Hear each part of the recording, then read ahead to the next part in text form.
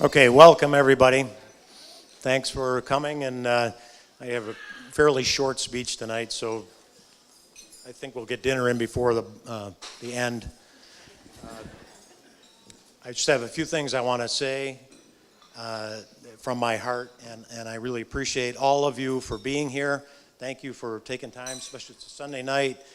A lot of you have to work tomorrow, poor guys, but I hope you can enjoy the party tonight anyway, and again, thanks a lot for coming. I want to thank Frank and Jean for a really nice party last night. We had a great time, and it's really nice to meet the Minichi family and kind of join families. I want to stand in front of here. And hopefully we'll get along. There won't be any food being thrown around or anything. Because the Showalter doesn't sound Italian, but Maria's side of the family is Italian, so there might be a little conflict there.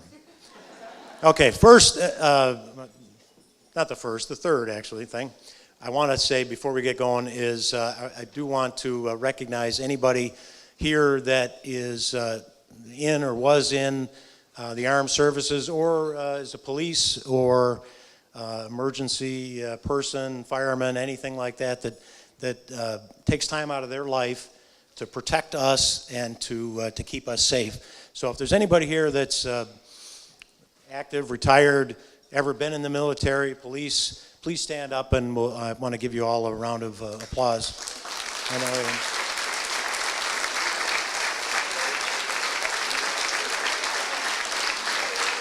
Good. Okay, I'll moving on. I'm a meanderer, by the way. I have a couple of points here, but it might take me a while to get through them. I want to kind of take a moment to shout out to my table here, some really good friends of ours, and some people that I've known a long time. Maria and I have both known a long time, and been good friends of ours, and we wouldn't be where we are today without them. So friends are very important. There's a lot of people you know and you interact with, but you don't have a lot of good friends that you can count on, and we've got a table full of them here. So I wanted to say a special thank you to our table here, and Jeff, who's hiding over there, away from the crowd. The bar's not going to open, Jeff. You're going to have to wait. Okay. As you know, I am sticking to the sheet. As you know, maybe you don't, but Stephanie, our oldest daughter, was married 3 years ago. And so I had two daughters, or we had two daughters, and I never had a son. So I've had a great opportunity to spend 3 years with Bill Payne, our son-in-law, my number one son-in-law.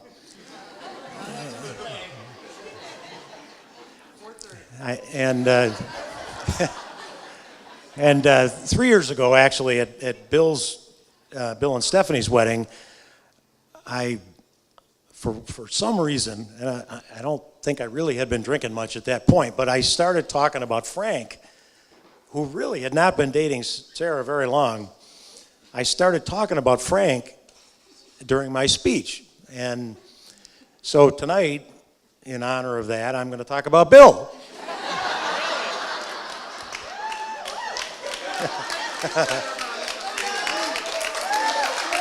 All right. Yeah. All right. So Bill's one hell of a guy, let me tell you that. And if ever there was a competition, Bill is a competitor. He's a former Marine. He's a power lifter. And, when we go out sometimes out around Buffalo, he's my protector. As long as I feed him. Often. But now I've had a chance to enjoy Bill as a son-in-law, and he's great. I could not have asked. I can't even envision a better son-in-law than Bill. Shh, shh.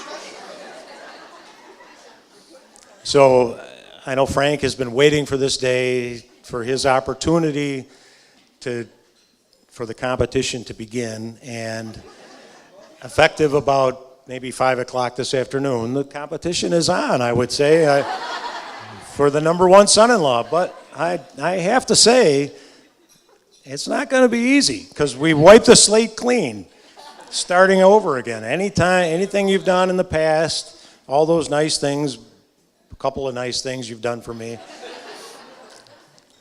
I remember them, but we're all back to even again. So thank you for, and actually I don't want to end without saying that it's Frank, right? Yeah.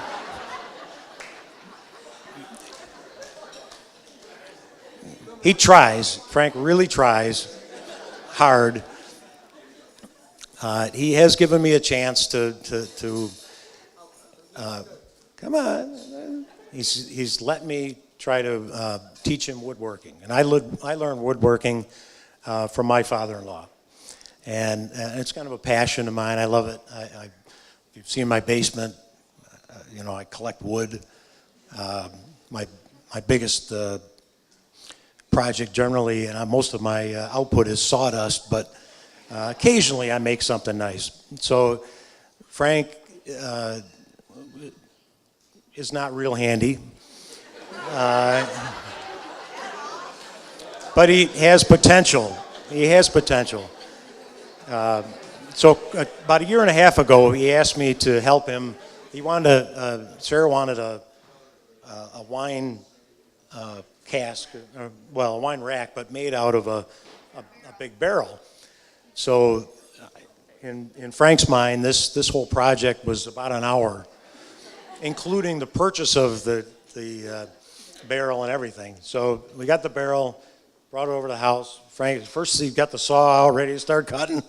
We hadn't even decided how we were going to do it yet, but he wanted to start cutting something.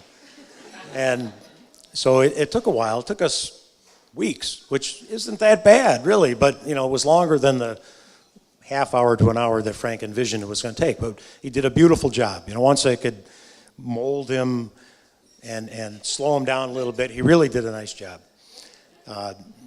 So I think if you want to look on your tables, at the center of each of your tables is a sample of Frank's woodworking handicraft. If you can see these boxes,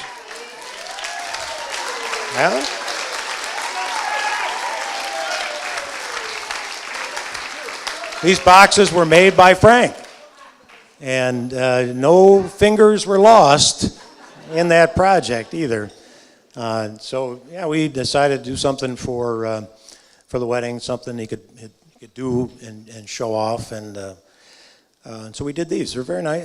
They're rustic because they're intended to be rustic looking, but they're half-blind dovetails, which takes a fair amount of effort. That's not just a simple cut and paste job.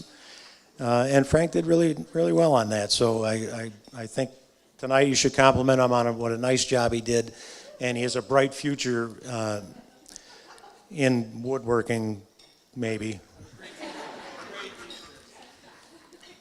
Okay. I forgot one thing. I meant I'm almost done, but I did want to say that there was one time, and Frank and I have not forgotten this. A couple years ago, I needed some help, and even though I said we're wiping the slate clean, this one kind of stays on the scale because I was moving a lot of rocks, actually Tom's rocks, and we didn't steal them from his house, but we got them from his quarry, and I needed some help. These are big rocks, and I'm an old guy, so I needed some young sons to help me. So I thought that would work out, and Bill, of course, said, yeah, let's do it. And Frank said, oh, yeah, I got to play golf tomorrow. I don't think I can do it. I got to play golf tomorrow. So Bill and I spent all day hauling rocks, and Frank did come over and tell us what a nice job we did. Yeah, actually, Stephanie and Sarah helped, yeah, and Frank was playing golf. But I hope it was worth it for you. All right, so without any further ado, the other side of my list. No, that's it.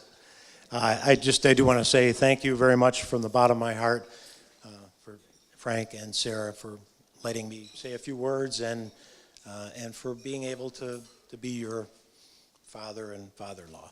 It means a lot. You're like the son I never wanted. Yeah.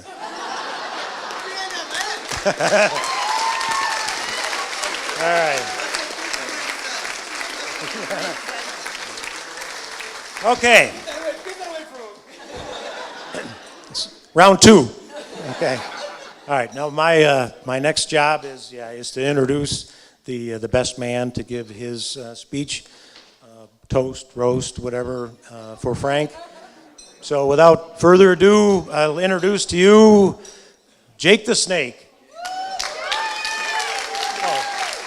Hey, by the way, if you want to come up at some point during the night, these guys don't have, I don't even know what their names are, really. If you look at their cards, they're all just weird stuff like Jake the Snake and Bee Socks and Gumpy and Future Crazy Aunt, Little Sissy and Dana Fry, and we got the Newlywed. All right, those are some tame ones. Check the boys' side. Those are. They don't have real names at all. But anyway, here's Jake. Light him up. So first I just want to say thanks everybody for coming here. You know, usually Frank pays us all for being in his presence and pretending to be his friend. Today he gave us food, so we'll let it slide. But no, I've known Frank probably 20 years. Even last night, Frank's dad came up to me and told me some story I never even heard before. I guess when we were 5 years old playing t-ball, we just threw the bats down and went at it in the middle of the field, started fighting. We did a lot of dumb stuff back then. Hopefully we're moving a little bit further along. You know, by the time we got to high school, Frank decided to start chucking rocks at my dad's car out of nowhere and breaking stuff. Yeah, except we were throwing the rocks the other direction from you. But slowly Frank started to get there, and he's getting a little bit smarter as he gets older. He actually went to college, all 47 of them, and graduated after, what was it, 7 years? Oh, yeah, okay. 6? Anyways, he moved back to Rochester and moved across the street from a bar, of course, and made more very wise decisions for a little bit of time. But then all of a sudden, he started changing. He started getting a little bit smarter and actually thinking about others and, like, I don't know, just smiling too. And all of a sudden, Sarah showed up. She happened to be around, and I think she was a good influence on Frank. And I think that's really what makes them work so good, because Frank and Sarah both, you have a really big heart. You bandaged my mother-in-law. That was amazing. But you guys have the most huge heart I've ever seen in my life, and it makes you two make each other want to be better. And it's just, you try so hard to be better people, and I can't believe it. I'm so happy for you guys. And I'm not going to go 45 minutes, so. Here you go. Cheers to you.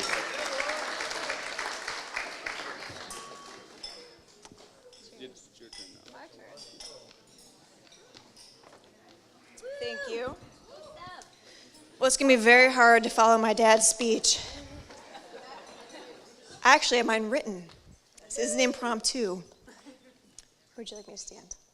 This way? Okay. Before I get started, how beautiful does my baby sister look tonight?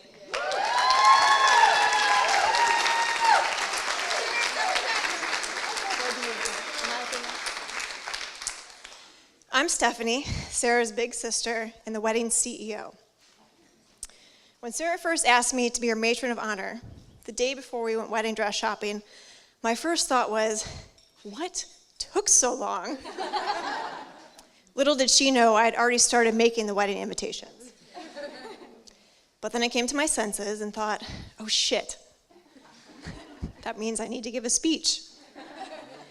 Do you think the word matron makes me sound old? But more importantly, If I said no, would I still be invited to the wedding? Or more importantly, the reception? You know, it's at Becker Farms and that yummy fruit wine. But for Sarah's benefit, I'm not going to share any embarrassing stories about her tonight because I could go on and on, like my dad, and we only have this place till 10:30. Instead, I have a lesson, a story, and a few words of advice. So first, the lesson, called Love Isn't Always Pretty. For Sarah's preschool graduation, Grandma got her kitty, a short, round, fluffy, stuffed kitty cat. In fact,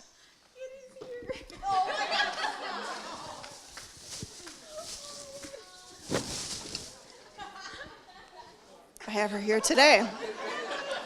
Meet Kitty. I'm gonna give you Kitty.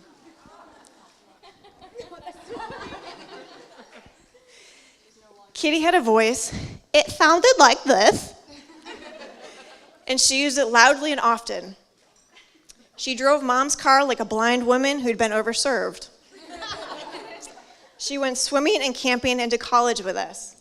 She went on every family vacation. She went through Sarah's surgeries with her. She's a survivor, despite a number of close calls, like when Mom performed emergency surgery because her head fell off, or the day Sarah thought she died because her stuffing came out in the dryer. She's been reinforced by hundreds of stitches, has lost her puffiness, her eyesight, has gained a little bit of weight, and as you can see, has turned a nice shade of gray. Through the happiest of times and the saddest of times, Kitty and Sarah were inseparable. Sarah's love for Kitty proves she's in it for the long haul, even if you grow a few gray hairs, Frank.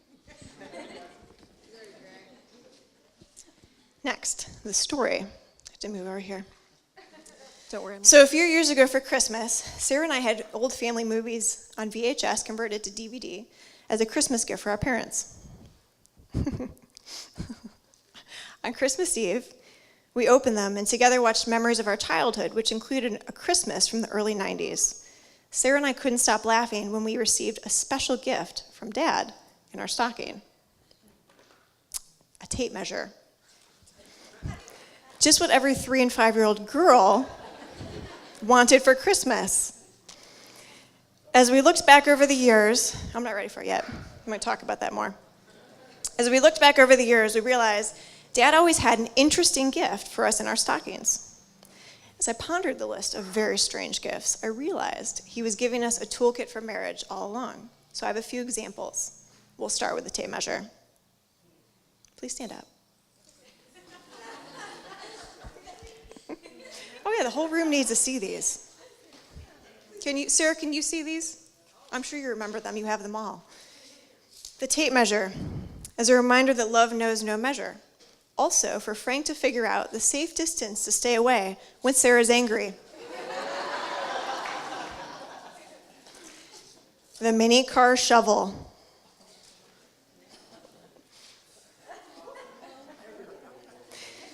Don't ever dig yourself into a hole larger than the shovel.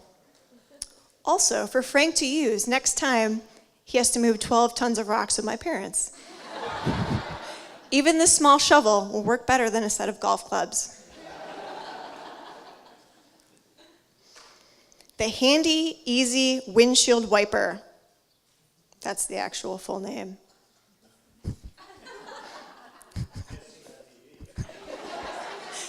This is your reminder to laugh. Laughter is like the handy windshield wiper. It doesn't stop the rain, but it allows you to keep moving forward. The Sham Wow.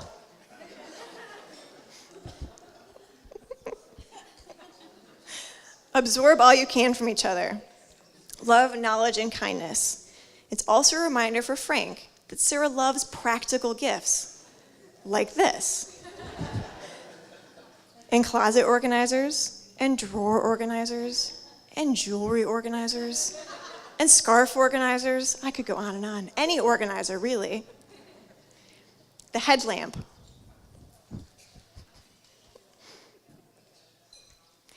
As a reminder that marriage is like a house. If a light bulb burns out, you don't buy a new house. You fix the light bulb and make sure the house lights up again.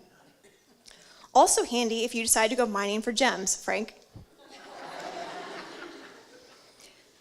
The emergency roadside kit, which surprisingly didn't come with its set of freeze-dried food. Marriage isn't always easy, but you should be prepared to survive in all situations that present themselves, like when Sarah calls Frank out of an important business meeting because there's a spider in the kitchen.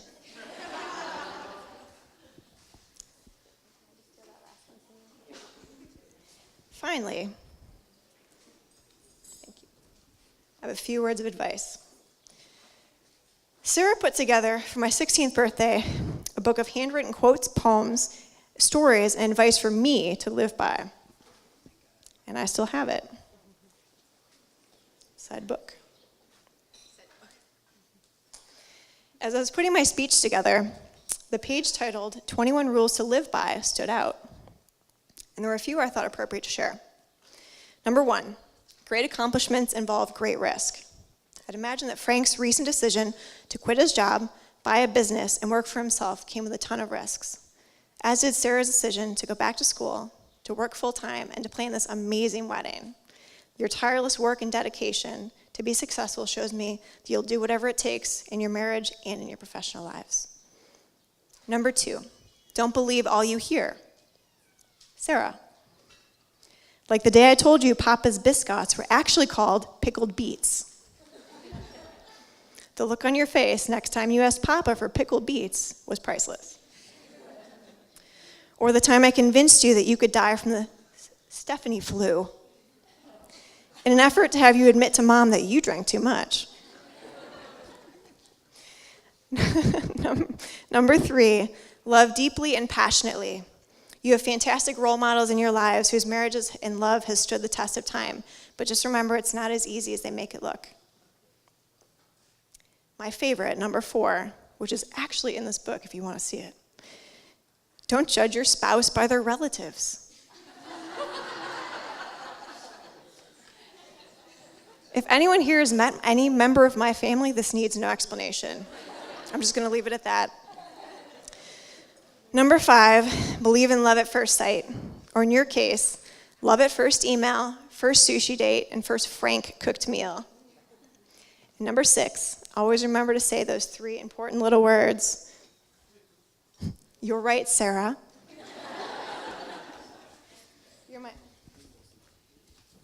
Sarah, you're my sister, my partner in crime, and my best friend in the world. We've been through thick and thin together. Survived whitewater rapids in individual kayaks when we were 8. What were Mom and Dad thinking? The day that Mom applied for a tattoo license on accident? We're still not sure if that was an accident or a midlife crisis.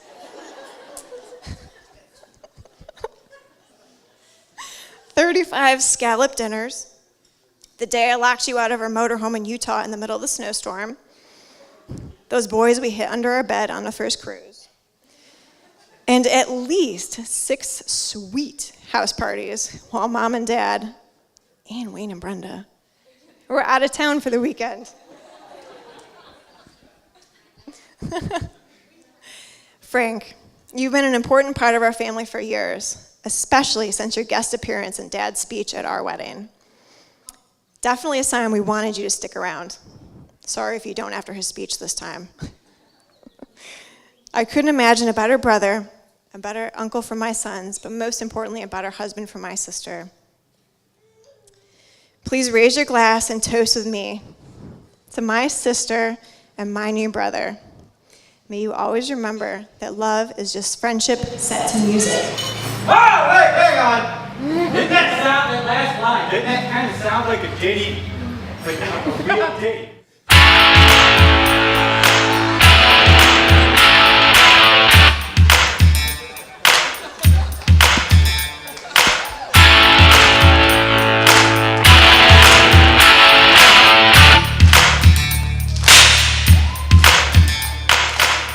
A little ditty about Sarah and Frank, 2 American kids growing up in New York State. Sarah grew up to be a NICU nurse. Frank grew up to carry Sarah's purse.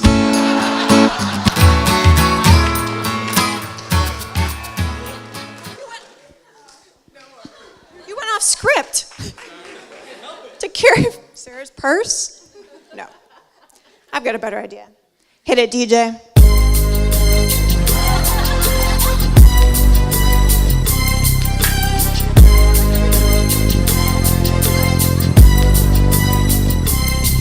As she walks through the hallway where her baby sleeps, she puts a finger to her lips and says, don't make a peep.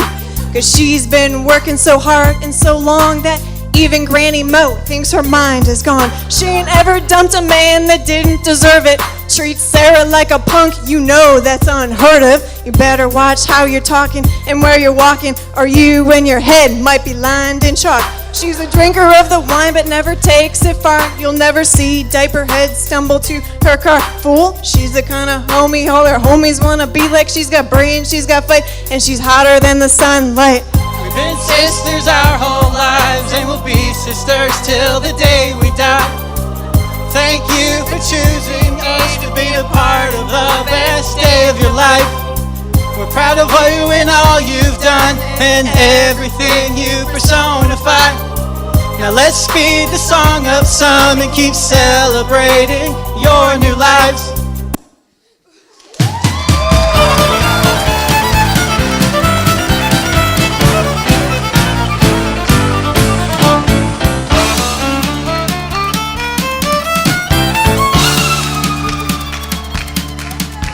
Sarah went online one night. She was looking for a heart to steal. She had made up her mind that it was time to find a love that was real.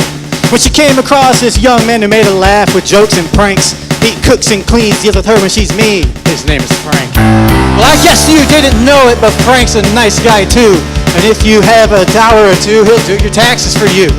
Now, you're a really nice guy, Frank, but I have to tell the truth. The next time Adam or I have furniture to move, we won't be calling you. Sarah, you are thoughtful, kind, and so pretty it's a sin. The best little sister a bro could ask for, the best there's ever been. Everybody raise a glass and toast the newlyweds. May the love you have last forever and never go unsaid. Enjoy your night, have a blast, and dance the night away. Congratulations on your wedding day.